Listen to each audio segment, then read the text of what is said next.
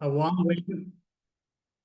Good afternoon, everyone. A warm welcome to today's webinar on navigating BRICS, India's strategic outlook and the Global South agenda, organized collaboratively by the Friedrich Naumann Foundation South Asia and Center for Public Policy Research, CPPR in India, in collaboration with the FNF country office, Northern Germany.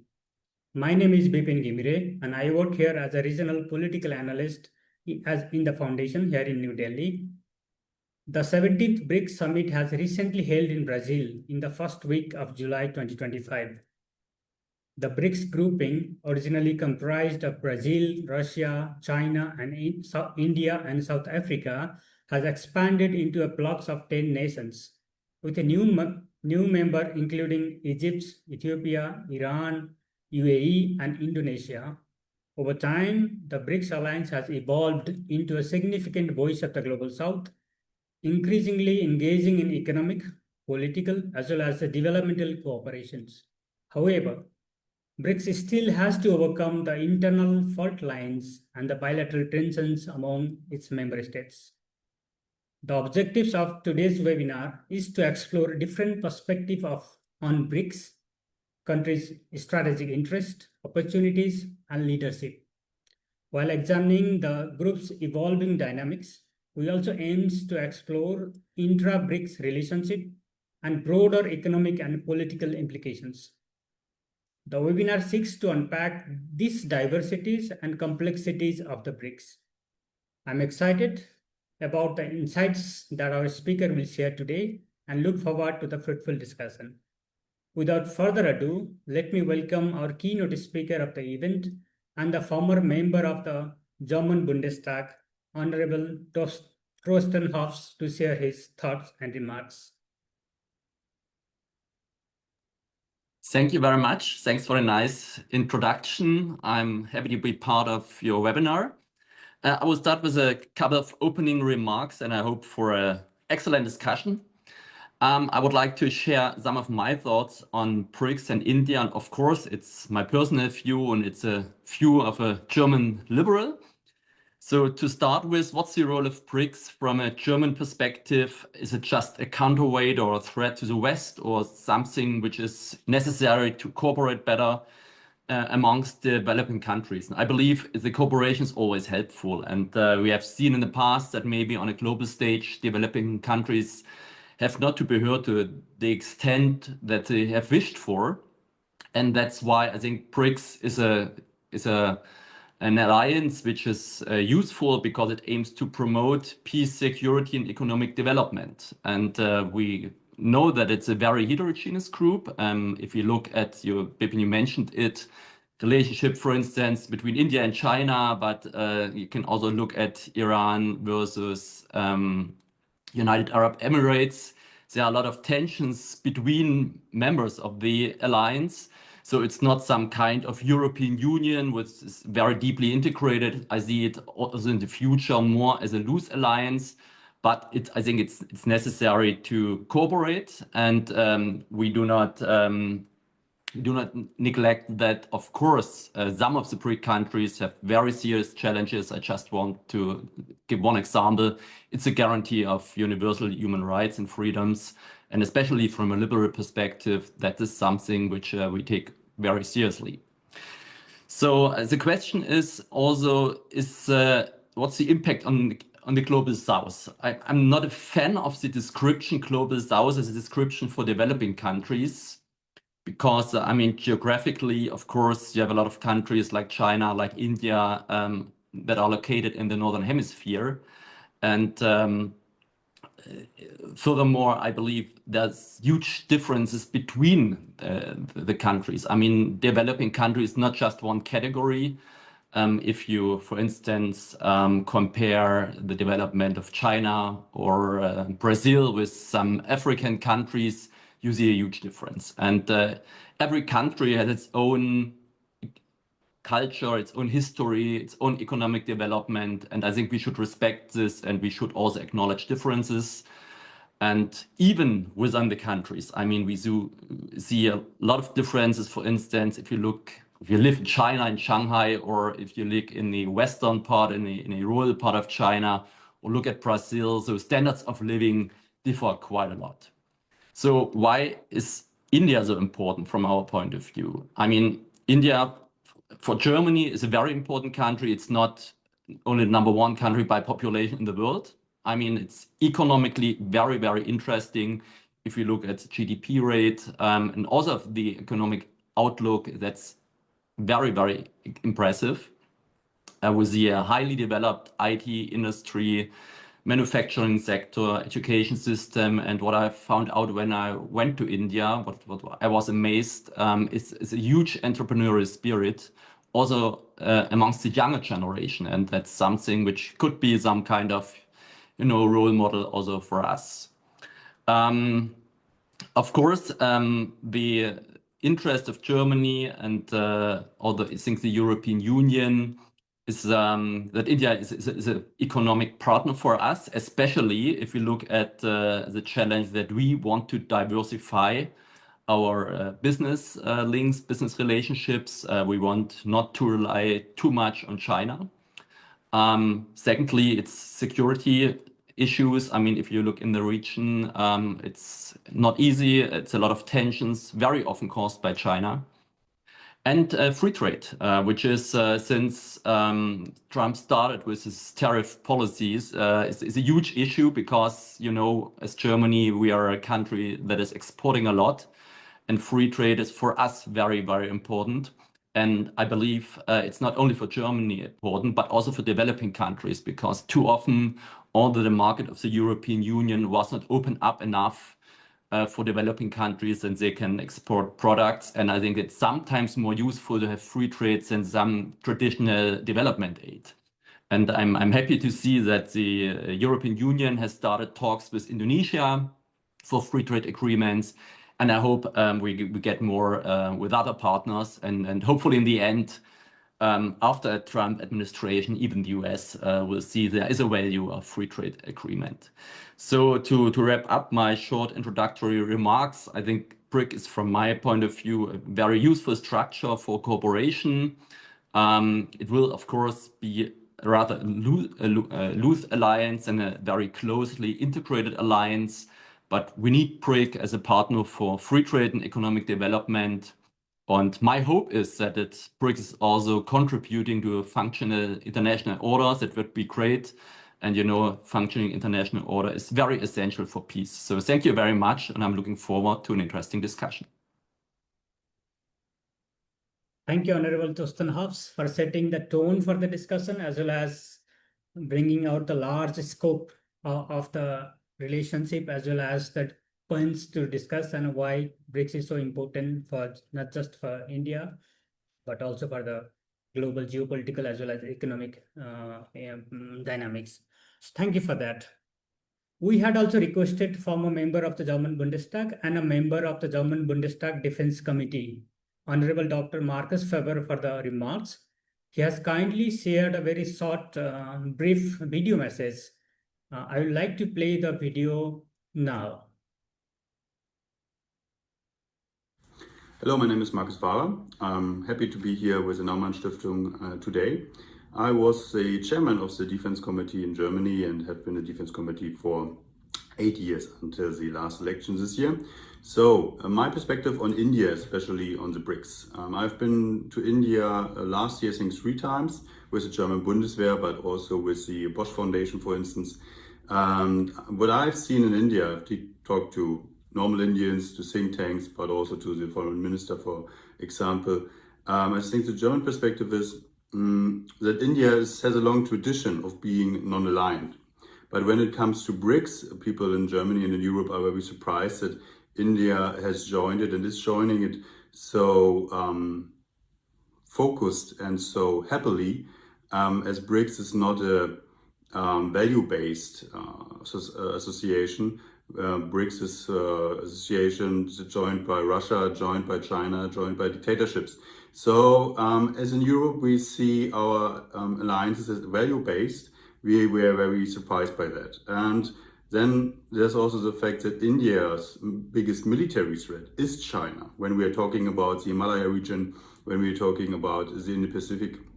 So the Europeans have the hope that India's foreign policy and security policy will also be more value-based and not as opportunistic as we have seen it when it came to the Russian war against Ukraine. This is my two thoughts on the issue, and I hope you have a fruitful discussion. Thank you. That was a short and brief message from the Honorable Dr. Marcus Faber. Our sincere thanks to him for the video message. And then now, without further delay, I would like to introduce the moderator of today's webinar, Soumya Chaturvedi. She is a visiting fellow at India Foundation, a New Delhi-based think tank. Currently, she is also working as a research manager at the Center for Applied Social Sciences. Previously, she has worked as a consultant with the G20 Secretariat of the Indian Ministry of External Affairs, where she was responsible for researching on the possibilities of priorities for India's G20 presidency. Soumya, now I hand over the floor to you to continue the discussion. Thank you so much, Vipin. Before we commence the discussions, I would like to congratulate the organizers for curating an exceptional panel to discuss such a topical issue. It is truly an honor to be moderating the discussions with this esteemed panel. Today we have with us 3 experts from across the globe, and I will quickly introduce them. We have Professor Dr. Lucas Carlos Lima from Brazil. He's a professor of public international law at the Federal University of Minas Gerais in Brazil, where he coordinates the research group on international courts and tribunals, the Center for Studies for Eastern Asia, and serves as the vice editor of the Faculty of Law Review. He holds a PhD in international and European law and was a visiting fellow at the Max Planck Institute in Luxembourg, the Lauterpact Center at Cambridge, and I-Courts at the University of Copenhagen. Our next speaker is Dr. D. Dhanuraj from India. He is the founder chairperson of the Center for Public Policy Research in India. With 2 decades of experience, he focuses on research and policy analysis in areas such as urbanization, infrastructure, education, health, and security. He collaborates with various governments and organizations on key research issues and policy recommendations. Additionally, he serves as the president of the Association of Public Policy Education in India. Our final speaker for the panel, Professor Dr. Miriam Fries-Hensen. She's a lead research fellow and head of research program Global Orders and Foreign Policies at the German Institute for Global and Area Studies in Hamburg, Germany. A PhD graduate from Oxford, her scholarship bridges global and regional environmental politics with special emphasis on climate diplomacy, emerging powers like the BRICS, and India's foreign policy footprint. Beyond her leadership at GIGA, she also chairs the Lebanese Integrated Earth System Research Network and holds an honorary professorship at the Leuphana University at Lüneburg. A very welcome to all our panelists. So in the next 40 to 45 minutes, as Bipin shared, we'll try to decipher several facets of the theme, including credibility of BRICS, India's role in it, the Global South agenda, the geopolitical fault lines, future of BRICS as an institution, so on and so forth. I will try my best to conduct 3 rounds of questions with each of our speakers and before we open the floor for questions from the participants. So without further ado, let me begin with Dr. Lucas. Dr. Lucas, we just saw the milestone Rio BRICS Summit, and we would love to hear your thoughts on how do you assess Brazil's priorities as well as outcomes for its presidency, especially in terms of maintaining continuity and introducing new initiatives. Also, did the expansion of BRICS had any role to play in BRICS changing its approach towards its presidency? Thank you very much, Soumya. Thank you very much to the organizers. It's a pleasure to be here with you this morning, in my case, afternoon for you. But let me go directly to the question that Soumya posed. Essentially, this year, we could see that Brazil's presidency set priorities that are more connected to the need of BRICS countries rather than ambitions to change or reshape or replace the global order. Essentially, if you look to health cooperation, climate change, artificial intelligence, these are common issues that the countries from I would say global south, but more or less I agree with Mr. Hurst about the terminology of global south, even if this is the title of the document that was adopted in BRICS this year. But essentially, these are problems that these countries face and can have a real cooperation. So if you look to the other declarations, there is a growing I'm an international lawyer. I look at these declarations and their impact on law, on what they are really doing. Now, BRICS is becoming more structured. They had 3 outcomes. That is this framework on climate change, common position on artificial intelligence, and this platform partnership for the elimination of socially determined disease. That shows that BRICS countries are using this bloc as a platform to advance their common positions. Yes, there are some use of language to denunciate some practice from sanctions or unilateral sanctions. But at the same time, if you were in Brazil this year, you would see that we had more than 200 meetings with BRICS members, BRICS ministries. So the bureaucracies of these countries are meeting and thinking together to what they can really improve. And this, I think, in my opinion, is the greatest achievement of this continuity. We have more cooperation among BRICS countries, and we are really seeing this impact in our day-to-day. And right now, we have more Indian partners and Russian partners than we had before, 10 years ago. So I think that this cooperation and these priorities set forth in the documents are a good sign that BRICS can achieve great things together. Thank you, Dr. Lucas. This brings me to Dr. Dhanuraj. Dr. Dhanraj, how do you assess India's participation in the BRICS? We heard Honorable Tostin and the other member of parliament, former member of parliament as well, about India's role within the grouping. So, how do you see India's role here? Is India really positioning itself as the leader of the global South? And if so, how is it really going about it? Thanks, Soumya. It's wonderful to be here, and also as one of the co-partners of this event. I think it's a very important moment of the history as a country, as a leading economic power in the world. India's positioning and India's approach to BRICS would be very interesting to watch out for in the next couple of years, because the world has changed a lot in the last 3-4 years. But we are part of the BRICS. We are one of the founding members of BRICS since 2010 onwards. The I is very important in the BRICS acronym. And what that I is going to do, I is for you, I is for we, or I is for all humanity. I think as a country, historically, India is always for the global harmony, peace, rule-based global order, inclusiveness, sustainability. I think we have not changed that position.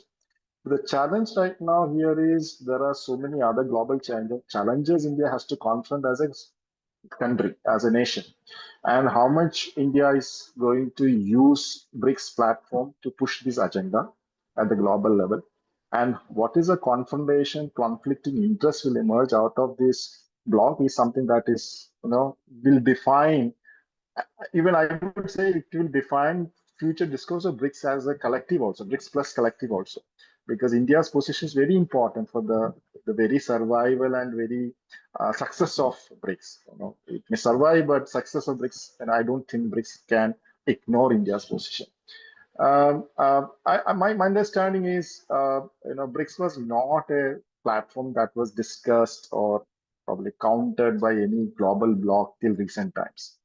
It was the first Trump presidency, and now the second term of Mr. Trump. BRICS became a talking point. I think in between the Biden administration, when we were studying what is Biden administration's approach to BRICS, I think there were statements from the Biden administration many times that they don't consider BRICS as a threatening bloc to any of the US interests.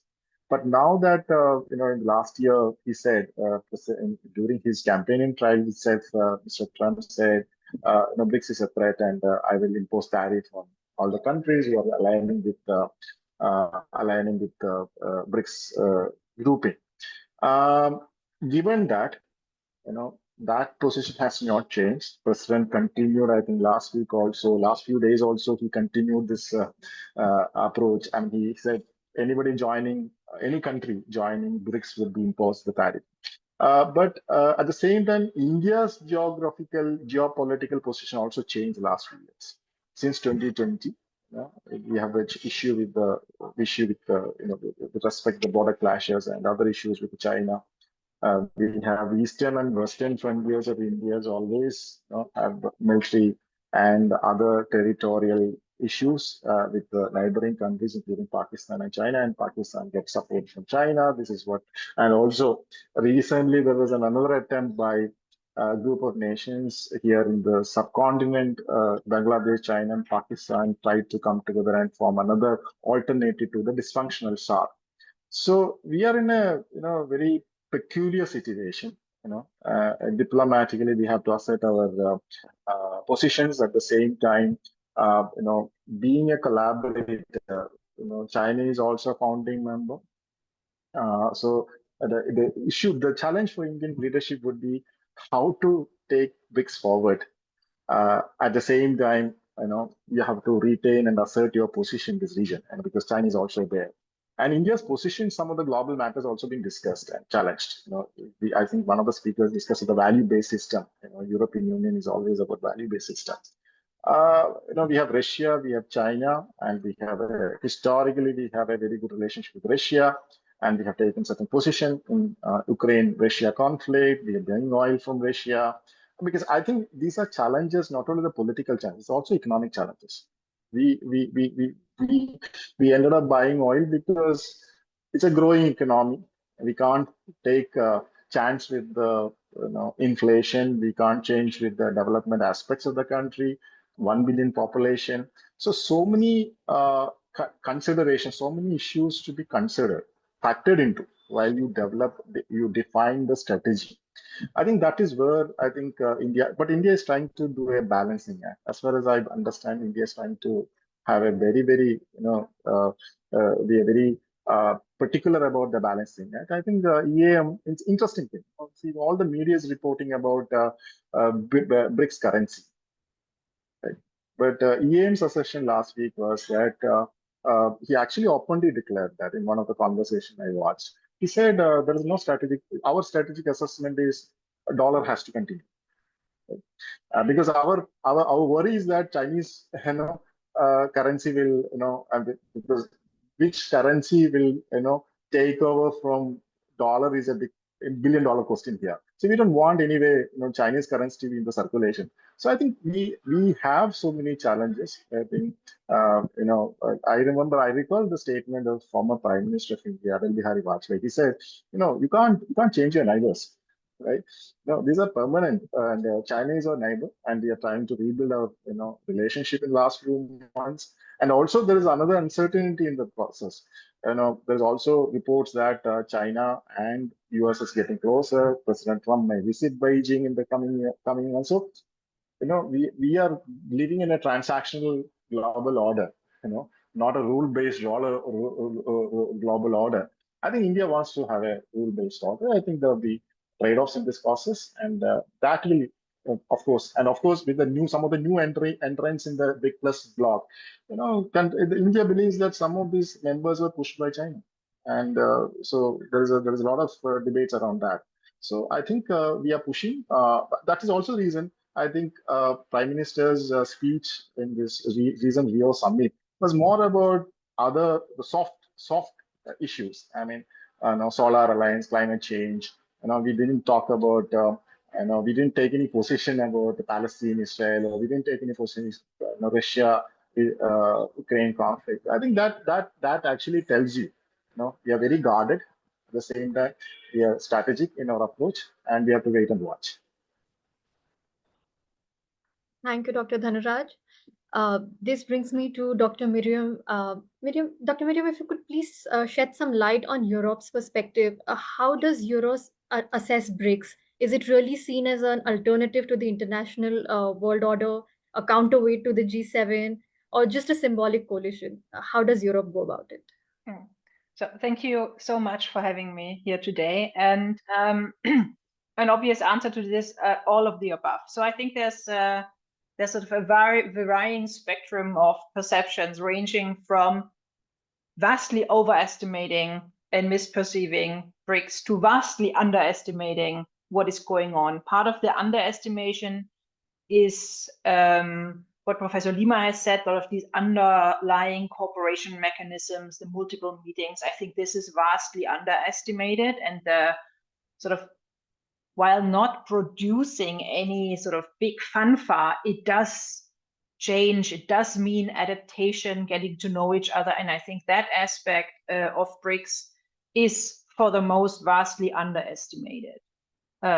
What is underestimated is also what has been addressed already, this sort of counter to the G7, anti-Western. I think the language that the majority of old and new BRICS members choose is non-Western. And I think that is probably, it's not anti, it's not pro, it's non-Western. I think that is what the language of many has been.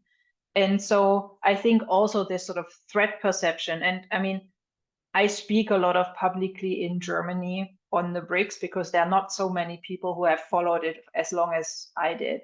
And I think the first question is always, what do these states want? What do they have in common? What is all this about? So I think there is still a lot of confusion about, or a lot of insistence, they don't have anything in common. There's so much internal division, which is true. But I think it also misunderstands the BRICS as a different kind of animal. I mean, it's already mentioned with the value-based aspects. And I think one of also the underestimated strengths of BRICS is this ability to, bracket things and move them out. We can't agree, we don't talk about it. That's it. We focus on the things that we can talk about. And I think the move from the much more sort of aggressive Russian presidency to the much more conciliatory Brazilian presidency is an important one. I think this will continue with India. I think it's good, but I'm not sure we're there yet, that it's sort of all that clear what everybody wants. Yeah, I think there's a slow realization that Trump is pushing BRICS, right? And I think if Trump wasn't pushed that much, I think much less, we would talk much less about it. And I think Europe is slowly realizing, particularly in Germany as well, there might be an opportunity in this as well by sort of defining new partners. I think that's sort of the trying to paint the spectrum of all these kind of different perceptions. Thank you, Dr. Miriam. I believe all our panelists in one way or the other have spoken about the expansion of BRICS and the geopolitical fault lines. So I think this is a good time to sort of dive deep into it. Dr. Lucas, with the geopolitical tensions, we spoke about the Israel-Iran conflict. There is a presence of Russia, the presence of Iran within the grouping. Then Brazil also has its own bilateral relationship with US. How did the country go about navigating all of these issues during its presidency? Thank you very much. I think that right now I don't know if my answer to your question will be the same in 2 months, because right now Brazil is more or less reacting to the announcement of the tariff from the United States of 50% of our products. And this is creating an interesting phenomenon that Professor Miriam more or less mentioned right now. We are having more unity inside the country in reaction to these 50% tariffs. And there is, this is in the New York Times, a political force around President Lula that was less popular 3 weeks ago. But this creates a kind of reaction. And I think that internationally this also occurs. And BRICS is one of these reactions in this moment. And the position of Brazil right now is interesting because Brazil has this tradition. I think that Professor Miriam mentioned this conciliatory approach, which can describe our foreign policy. We have 200 years of relationship with the US, a very good relationship, but at the same time, we are opening new fronts in relation to Russia, China, and India. and South Africa, of course, and the other members. But if you look to, for instance, some wars, Brazil has taken almost neutral position, always trying to follow the rules of international law. So when the attacks on Iran happened, Brazil used a strong language referring to international law and the rules on the use of force. But at the same time, the same strong language was used at the beginning of the Ukrainian war, and it softened along the time, which is something that I know our European counterparts were not so happy. But essentially, if you look at Brazil, Brazil is not a neutral country, but I would say that it keeps a strategic equidistance and tries to keep this balance of this strategic equidistance in these moments of tensions. So just an example that is the subject of the day here in Brazil. The answers of the Brazilian government to the announcement of tariffs were strong, but not offensive and did not escalate. More or less, they said, our sovereignty is not open to negotiation, but at the same time, we are willingly wanting to participate in new negotiation of tariffs. So essentially, Brazil always keeps the door of diplomacy open, which is, I think, a quality, and that was the way that it navigated its presidency during the BRICS summit. Thank you, Dr. Lucas. This brings me to Dr. Dhanaraj. I think picking up from your initial remarks as well, you mentioned China, and I think a couple of other speakers have also pointed out that one of the most significant geopolitical fault line within the grouping is the presence of India and China and the kind of relationship the two countries share. Dr. Dhanaraj, how do you see India balancing its strategic interest within the grouping vis-a-vis China, there's Russia, Iran, and of course there's trying to maintain ties with the Western powers as well?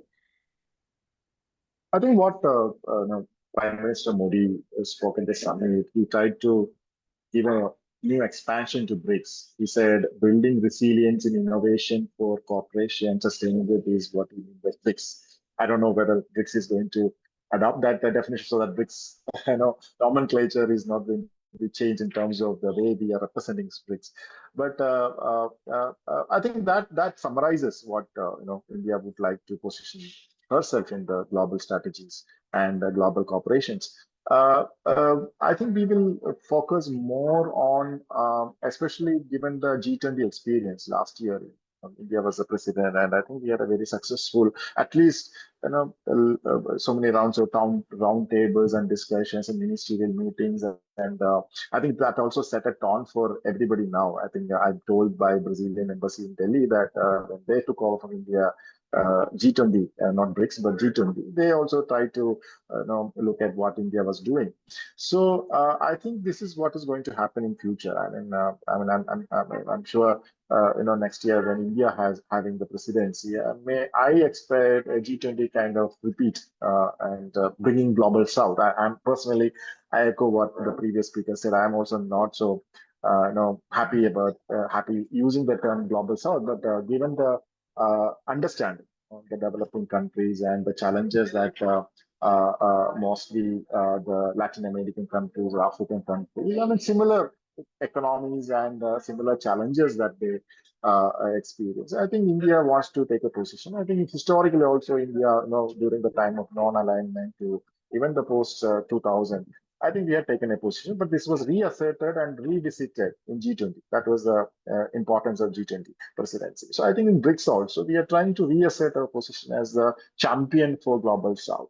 The other aspects would be, and I don't think we are going to discuss military and geopolitics on BRICS platform, other than, I think, again, Indian delegation led by Prime Minister was unequivocally spoken about, we don't want to compromise on terrorism, and any act on terrorism should not be countered by any other country.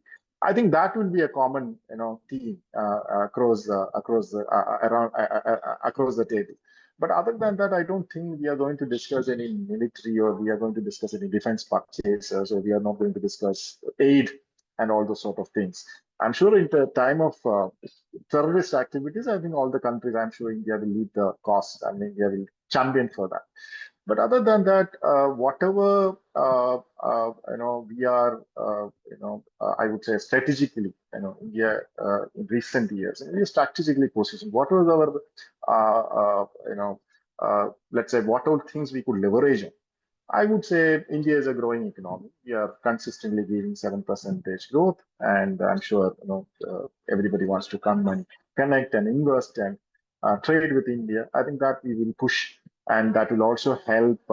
And we are also pushing many of these bilateral treaties, and I'm sure BRICS could also provide some sort of a platform to push this agenda, bilateral free trade agreements. The third one would be, since we discuss a lot, I mean, everybody's discussing about BRICS currency, but I think what we would like to see is bilateral currency exchanges, not like a common currency. Wherever it is possible, I think we are doing it in many countries already, within BRICS and outside BRICS. And we try to, probably enhance or, improve our volume in terms of the rupee and the counterpart exchanges.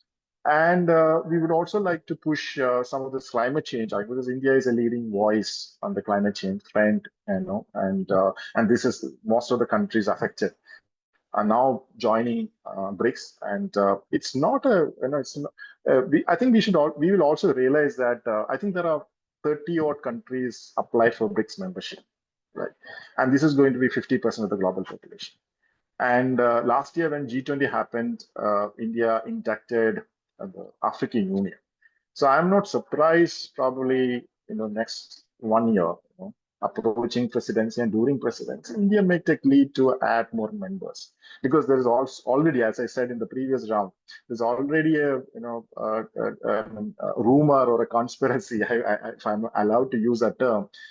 China is pushing their friends to BRICS platform. I think when we have the presidency, I think we will push our friends to the, or probably more neutral, objective assessment will be made for the new members.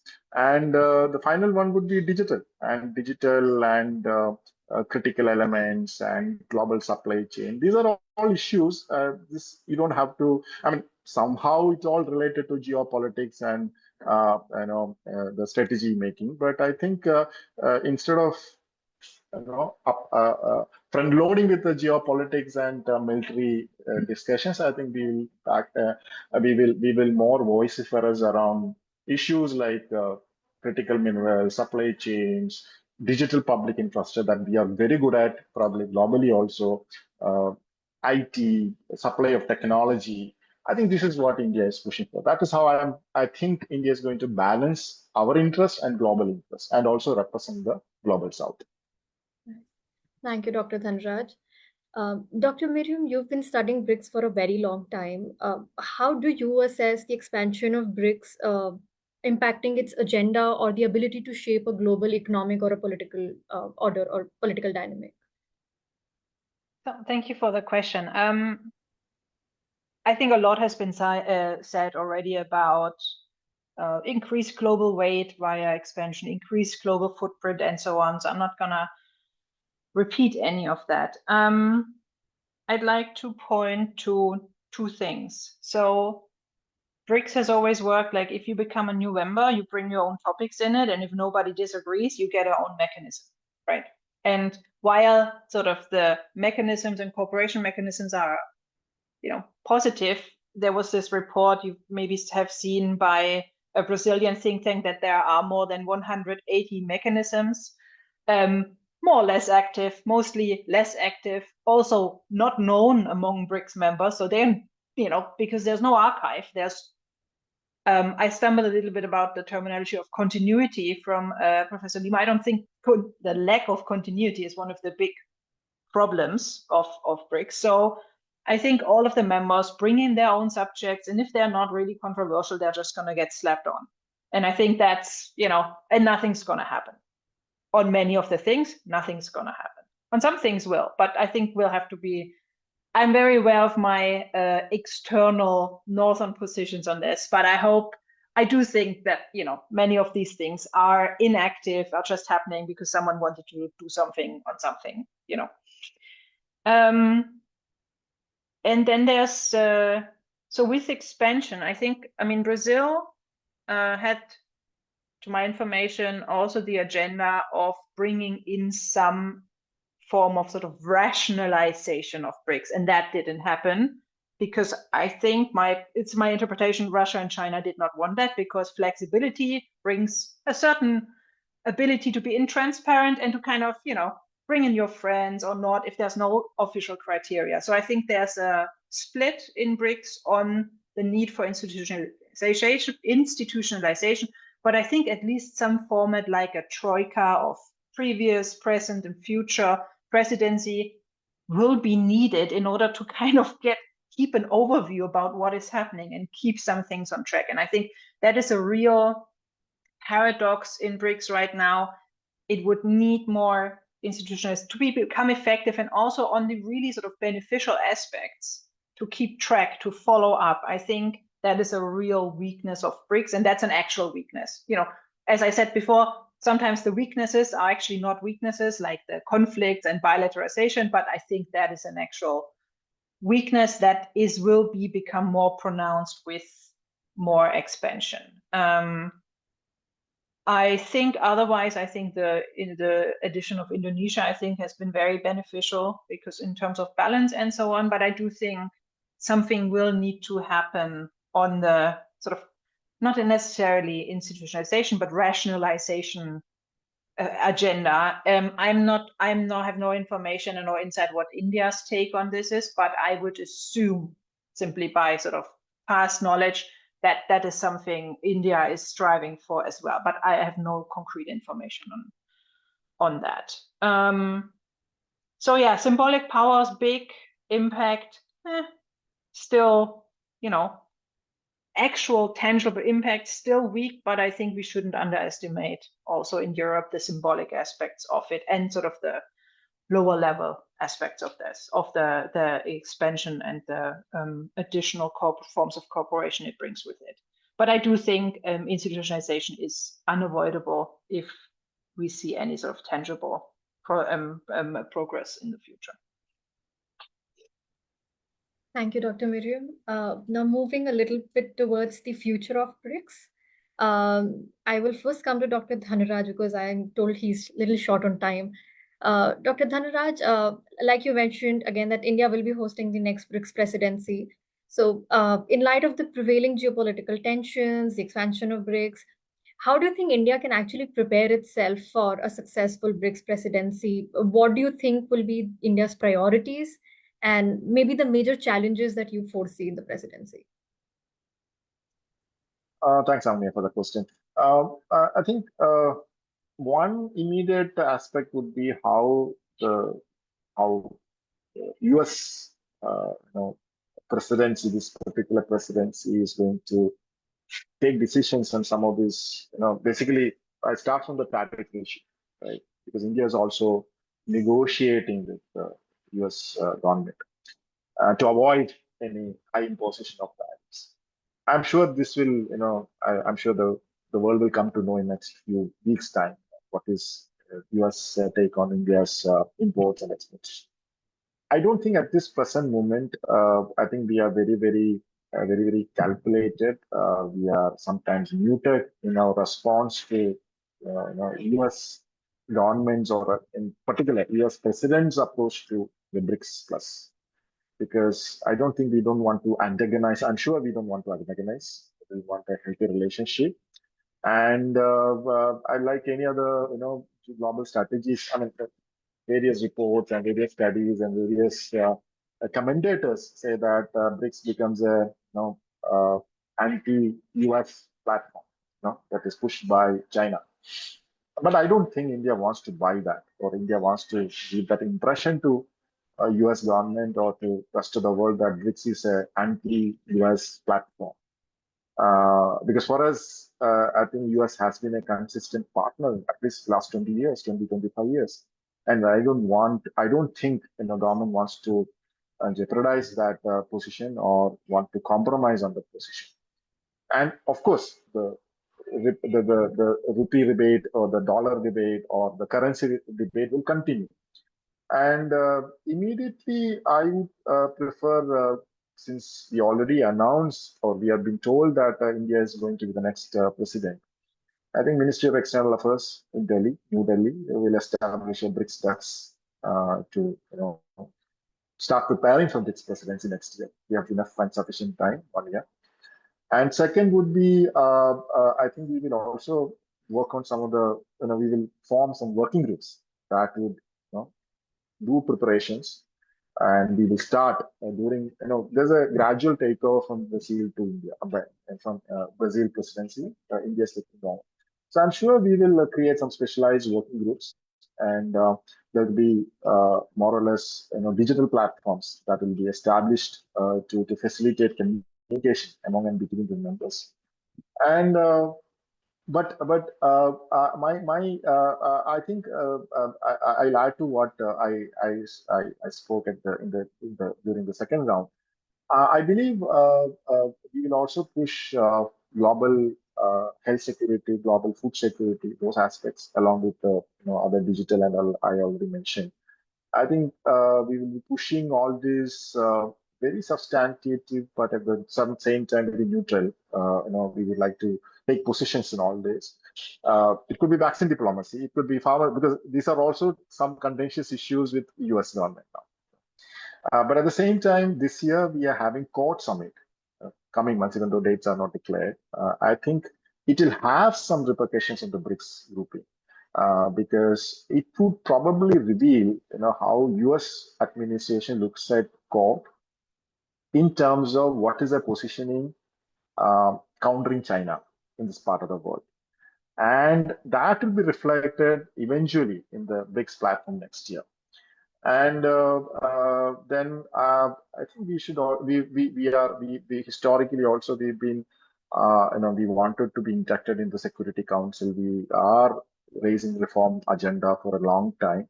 I think this platform will be used again and again by India, along with other countries, for those global reforms. So reformist approach will continue, and we will push for the global rule-based global order, not a transaction order. And we may also bring the relevance of new development bank, because BRICS initially was formed to demanding reforms in IMF and World Bank and all. I think a new development bank is there, but still a long mile to go. So that will be another agenda. So there could be more consultations. I think we as a country, always, foreign policy always focus on multilateralism and more consultations. It is not a one individual view or administration view should disturb the global order. I think we are very consistent in our approach. I think that will continue in our presidency next year, and along with wherever possible, we will start counterterrorism framework. Probably this will be used next year by India to set up a counterterrorism framework on BRICS platform. There could be critical infrastructure protection, because that's another issue that I think almost all these countries are going to face. Create cooperative mechanism for protecting critical infrastructure from emerging threats as part of the counterterrorism framework. And of course, we will continue with the matter. I think these are the dialogues on the security front, and I don't think more than that. Beyond that, we will go to the extent of positioning ourselves or representing BRICS. We take a lead and debate the military and defense issues on this platform. I think we will look for other aspects. We continue representing Global South and the issues confronted by these member countries. Thank you. Right. Thank you, Dr. Dhanraj. Dr. Lucas, if I may, what strategies you would suggest that BRICS adopt to enhance its credibility as a unified voice of the Global South? There was some discussion about the diversity within the Global South as well. So it'll be interesting to hear your perspectives on on possible such strategies. Thank you, Sumya. I think that there are many small issues on BRICS policies, declarations, and common positions that are open to criticism. And for instance, just to mention one, it would be interesting if BRICS countries stop employing double standards in their joint positions. So if you look to these countries, they are completely different in terms of energy, in terms of security, in terms of geopolitical interests. So if you look to the reading on how they mention and employed legal language to describe what's happening in the Middle East, is completely different on what's happening in Ukraine, for instance, and we can obviously understand the reasons why. But this double standards perhaps gives open flank for criticism. So I think this is one thing. I agree with Professor Miriam that it will be strategically useful to find a common position about what expansion means. What is expansion? So there are all these discussions. Why did President Xi didn't come to Brazil this year? It was because of the expansion. On the other hand, you hear some diplomats that say that Brazil was not so in favor of the expansion. That was something pushing by China and Russia. The question of Venezuela that Brazil vetoed. The Brazil invited Boric from Chile. So I think this is important to clarify what this expansion means. And my personal impression is that BRICS should stop looking at G20 as a model. G20 has its own features. G20 has its own powers. Many members of BRICS are members of G20. So it's not like a G20 from the South. I think that's not useful as a model. Not also is the G27 that we are becoming if this expansion continues. So I think that they should think strategically what this expansion means. And I also believe, and this is my third take on this, is that enhancing institutional framework is necessary to coordinate and summarize all what has been done, employ international law, and strengthen the capabilities of these bilateral corporations and not only bilateral corporations and financial institutions. If you look, what we have an institution is the BRICS Bank, the Development Fund Bank, which we know has a very little role in financing projects in the greater context of global order. I think that creates some kind of, to start with, secretariat, and then to start thinking about what this institution means is a way to give it continuity, is a way to give it institutional gravitas. And also, let's be frank, only through an institution, and I think that the European Union is a good example on that, only through an institution that you can really impact values and rules in international legal order. So all these discussions about let's reform the Security Council, let's make the UN more participative, this will never happen while these countries cannot really impact the making of rules. And to do that, you need a greater institutional collaboration. So I think that we are stuck into a model of G20, and we should consider more other models and innovative models. I'm not saying that we should go in the European Union model. We tried that with Mercosur, and I'm not sure if that worked. So I think that this discussion is not happening seriously, and I think that if BRICS wants to be taken seriously in this other dimension, it should do it. So these are my three takeaways: stop double standards, the common position on expansion, and enhance the institution. And you have many forms to do that. Thank you so much, Dr. Lucas. Now, again, to get a little bit of a European perspective here, Dr. Miriam, given India's experience with balancing adversarial states, challenging its own challenging bilateral relationships, and the G20 presidency as well, what do you expect out of India's BRICS presidency? How much can it really achieve? So I think much of what could be said on this question has been said already. I think India has made a very conscious connection to its own G20 presidency. And I think, I mean, it's going to be probably again a festival of Modi flags and so on, I think, on the Indian streets, I think. and that's fine. I think that's also what BRICS has been used for by many of the states. I'm just going to mention a few curiosities that I'm going to be interested about. I mean, it's going to be the year when presumably the G20 is going to be chaired by the US next year. So I think that's going to be quite curious, where there's, a lot of sort of in sync between South African's presidency this year and Brazil this year and so on. I think that's going to be rather curious. I mean, no one knows whether Trump will actually host the G20 or not. I think that's going to be a curiosity in itself. But I think the parallelness of that's going to be, at least for academics, interesting. Like, we'll see what's going to happen. On the balancing, I think, if India wants to have a real global footprint, I think it's going to be difficult to be sitting on the fence all the time. I don't think it needs to take either US or China side, if we believe in these two camps.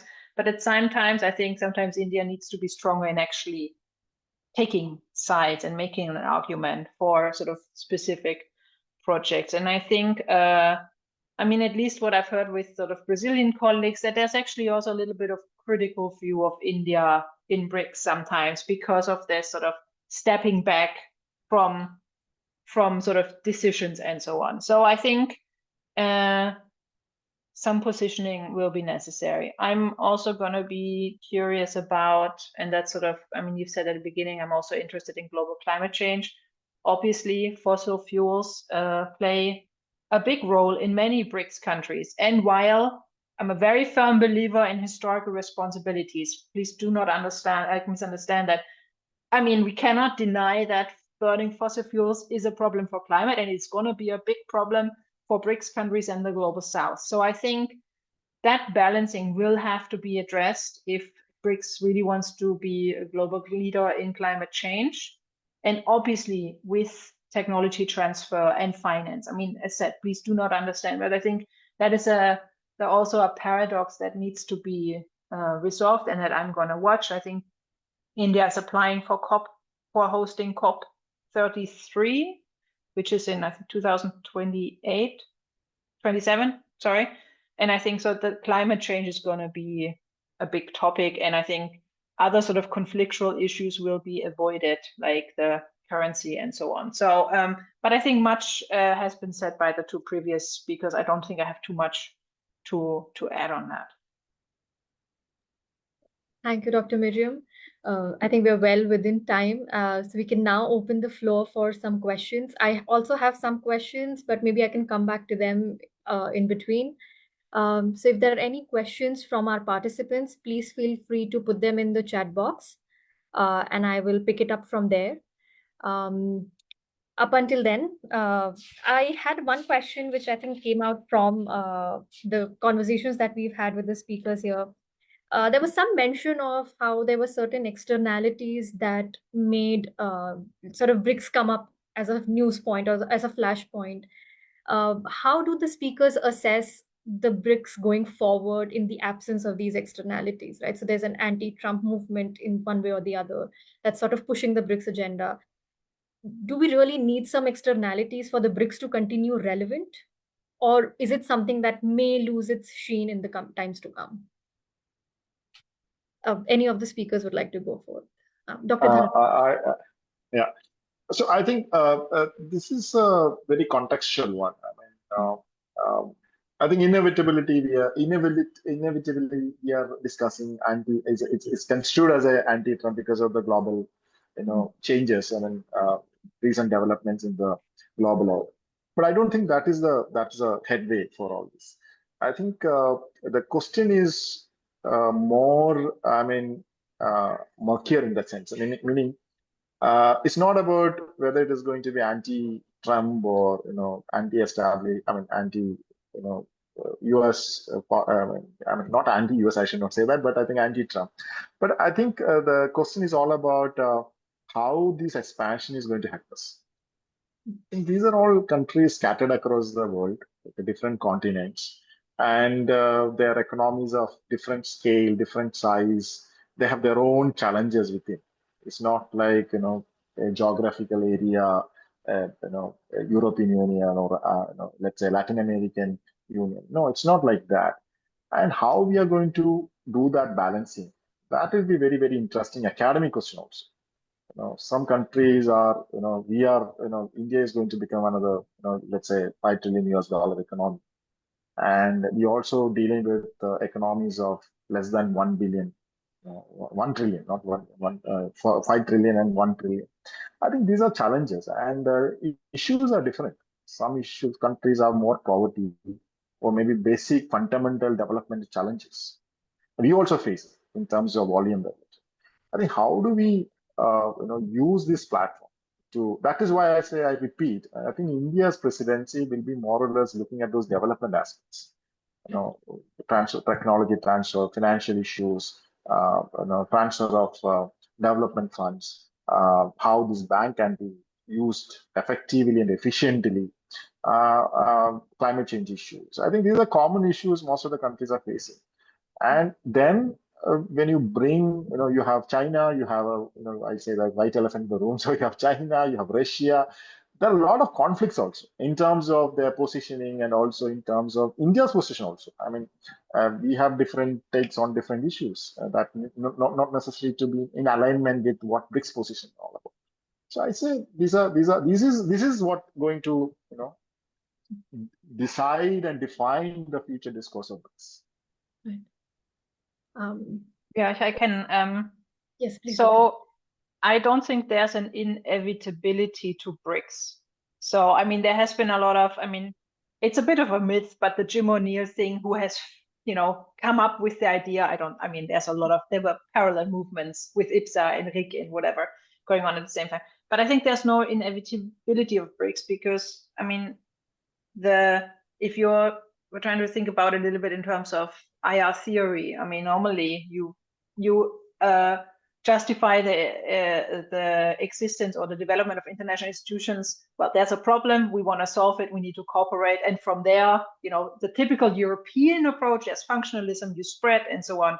But I think for BRICS it was, well, we all grow and we have ambitions, we should meet. And so I think there's a certain path dependency to that. I think there's a lot of the things that are happening in terms of the diversification of trade and the sort of claims for representation, they are all there, whether BRICS exists or not. I think BRICS is of a helper along the way. I don't think it's going to go away. But I also think there's, for example, for India, it's one of many multilateral platforms it uses. And I think if there's going to be some, if China, hypothetically, China pushes for Pakistan to come in and somehow convinces everybody else, I think that may be the end of BRICS, for example. So I don't think there's an inevitability of it. I think externalities definitely help, but I also don't think it will just go away because there are shared interests that the states can pursue together. And as long as all of the states find some benefit on being part of the platform, I think there is continuity to it. And I think it can build on expanding that in the future. Right. Thank you, Dr. Miriam. We have a question for Professor Lucas. Professor Lucas, how would one maintain distinction between G20 and BRICS with the growing membership? Does it become G20 of the Global South? If you could shed a little bit more light on it. You briefly addressed this, but if you could expand on it a little bit more. I think that you have a very right intuition. It is to be the G20 of the Global South, but it's not clear how we choose the members and what a role they will have. If you look now, we have two categories of members, those that can veto and have a power to select the language adopted, and those that will only benefit from the participation, but without the right to vote, which one can say it's a little bit undemocratic. Essentially, yes, it can be considered as G20. There are many analogies that we can make, but while these countries do not decide what is the criteria and who is going to be part of the project, your question, Sumia, about externalities. I think that externalities help, but the problem of BRICS, the future of BRICS, are the internal tensions that these countries have. And sometimes when they strongly disagree, for instance, I know that it's not the same role, but in public discourse in Brazil, the fact that some countries do not share the same values as Brazil as a democracy, that to some extent is closer to the US and Europe in this regard, is something that creates pressure in the society in accepting the BRICS alliance and arrangement. Right. Dr. Miriam, there's a question for you. What are the potential risks and opportunities for Europe if BRICS strengthens its position as a global South coalition? I think the opportunities prevail because if it's obviously easier to talk to a group than each, state individually. But I'm struggling a little bit with this question, as you can see, because I think that sort of the building of a coalition that speaks with one voice is just highly unlikely. So that's why I'm struggling a little bit with that. But I think there is some sort of unity, and there's sort of defined needs and aspirations in the in health, whole digital, AI, climate change. And I think as there's sort of growing awareness and readiness to actually develop an own voice in these questions, I think this, in the absence and the vacuum that the Trump government creates, I think it's a big opportunity for the for the EU to go into these fields. But I think it does need to be on an eye-to-eye level, and I think that's where the European Union still sometimes struggles a little bit. But I do think it's more opportunity than challenge in that regard, and especially in this moment of global politics, I would say. Right.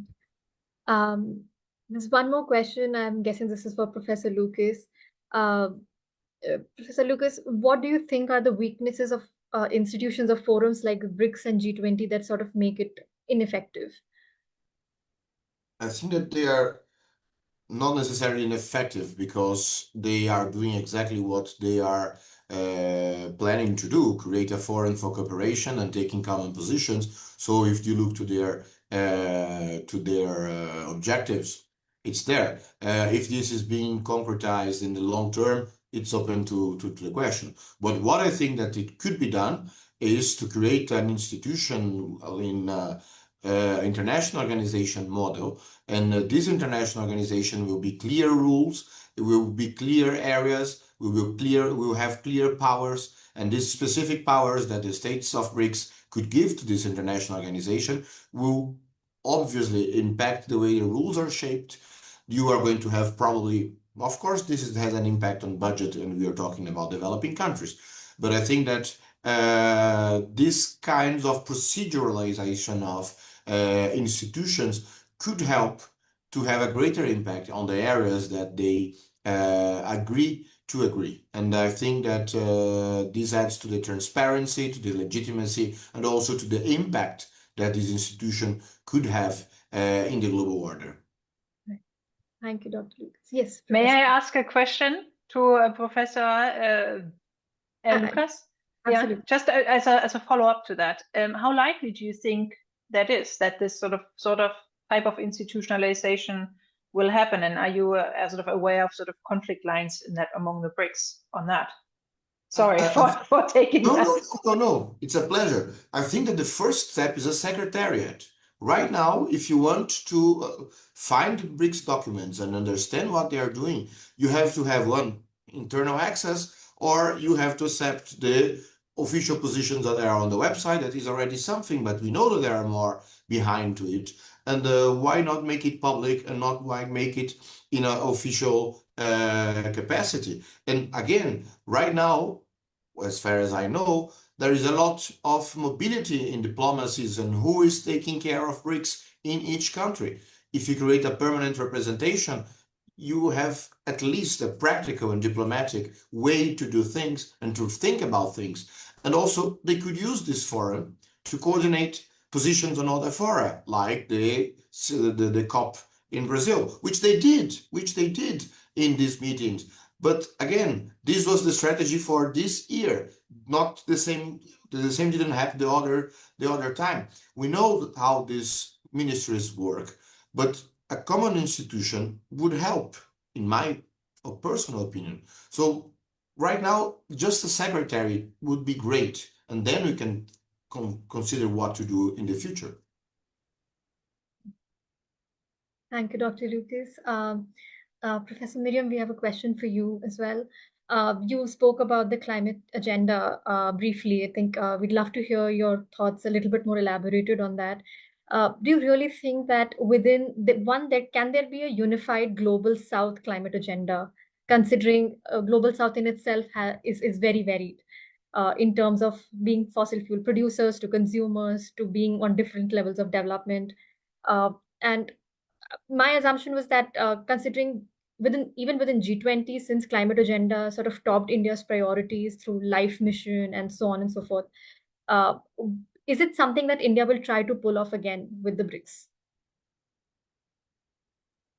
I think in climate change, it's maybe a little, I mean, the Declaration on Climate Finance, it has been quite innovative in sort of fostering and suggesting some mechanism about how to raise, because I mean, climate change is about how to raise money. I mean, it's all about who's going to pay for it. I think if we figure out who's going to pay for it, we're going to manage at least some of the climate goals we're having.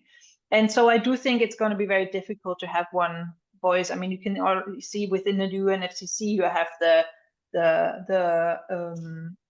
vulnerable coalition and the small island developing states. So you already see sort of within the whatever we call G77 Global South version, there's a lot of friction. And I think there's also, I mean, if you follow the negotiation, there's been a lot of tensions among Global South states as well. And I mean, India and China have been accused massively by small, particularly the very small and vulnerable island states, to not do their share. So I think that's going to be very difficult. I think where more unity can come in is probably on loss and damages, which is and on finance. I think on mitigation goals, I think there's going to be very little agreement, but I think our problem is finance, and so that's okay. And I think so in that regard, I do think that there can be some impact, especially if the discussion is around sort of sourcing new types of funding, attracting investment, and so on. And I do think in that realm, actually,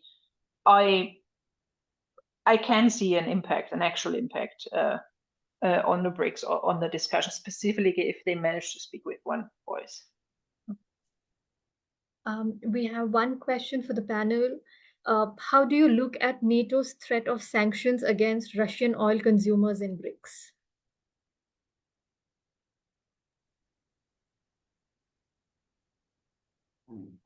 I'm not sure if this is a question that is a concern for BRICS. What we see in the declarations is that they have a common position on sanctions.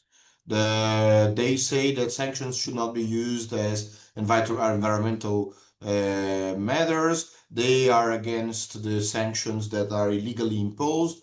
So I think that the common position on BRICS on that is that they are against it by principle. And this applies to the EU sanctions on Russia or Iran, but this was there before. And in case of Brazil, the question of illegality of sanctions is its legal basis. Brazil never practiced and do not believe that in diplomacy you should use sanctions. So I think that there is a common point of agreement. I don't know if they're going to take a specific position on NATO. I think that they will continue to use the broad language of unilateral sanctions are not according to international law. Right. There's one more question. Between the 11 member countries and the 9 partner countries of BRICS, at least that's what we saw in the Rio summit. To my understanding, the 9 partner countries is something like the G20 invitee country model. It may happen that the next presidency might choose its partner countries differently, and I think it's only up for time to see because of lack of institutionalization of the grouping. What does the future of the BRICS composition look like for the two of you? And would we see India pushing for South Asian presence within the grouping? If any of the panelists would like to take it. I can. So there's full members, there's formalized partners, and they're not going to change. And then there's guests. So there's even more tiers. It's even more complicated. So the partner countries like around sort of Uruguay, Kazakhstan, Belarus, they will stay. And I think I've been really terribly publicly wrong on this, on the matter of expansion, so I'm a little careful, but I don't think there will be more full members anytime soon. I think the partner country category is probably more flexible. I mean, Turkey's been invited. I think there are a few others sort of knocking on the door, and I think, I mean, these are the states that can attend all events, but they're not allowed to vote. And I think I've always seen this, I mean, we're talking about double standards a little bit. I think if you're proposing yourself as an inclusive institution, which was like to make multilateralism more inclusive, than to have these two-tier system and who have very unclear positions, it's a little bit, it's difficult. And I think eventually, if this is not resolved, it may backfire and create some kind of, dissatisfaction within the global South on that. I mean, India has been known to invite BIMSTEC countries, for example, to events like that. So I'm pretty sure that that's going to happen. I'm not sure whether there'll be any invitation. I can imagine that there's invitations to become partner countries, but I'm sure. But I'm sure there'll be South Asian presence at the summit. I agree with Professor Miriam, especially in the idea that there will be no full members anymore, especially because some of the states there really realize that they are not so interested in sharing this kind of power. And when you see that this kind of participation has the impact of changing language and vetoing language, and this happens in the backstage, so you just consider yourself why we are doing that. But as to the Latin American, I think that there is one strategy that should not be forgotten, that is Brazil needs a partner from the region in the BRICS. And I think that this partner naturally is Argentina, which right now is not very interested in participating in BRICS. But there is something that we say here is that Mercosur, or the cooperation in Latin America, only can walk forward when Brazil and Argentina are together. When they are in divisive situations, you have blockage. So this applies to Mercosur, this applies to other initiatives. So I think that in the future, to enhance Brazilians or Latin American position in BRICS, they should consider who is going to be part of it. And I think that Argentina is a very good candidate for many reasons. I think we have time to just take maybe one last question, and I'm trying to combine a couple of questions here. In the past, we've seen G7 go from G8 to G7. There was also a lot of push to sort of have the Russian presence go away from G20 as well. What do you think could cause the BRICS to implode?